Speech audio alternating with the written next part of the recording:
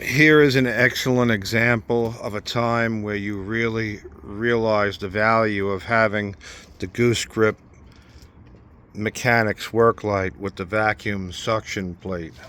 I have to do spark plugs and coils on this E250 Ford, and those of you working on cars for years and years know how nasty it is to get to the coils and plugs on a 5.4 V8 in an Econoline. So I have my light hooked up to the inside hood, the inside of the hood, this flat spot.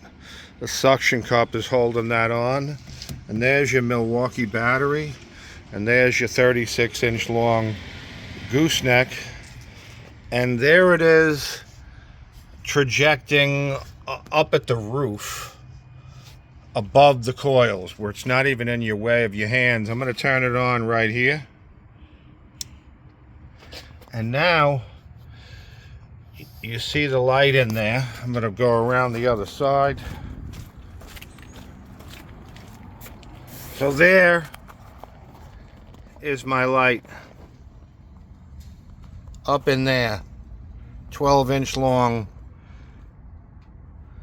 light with a swivel on the end, and I can see all those coils, and my light is not blocking the area where I have to get my tools to get the spark plugs out.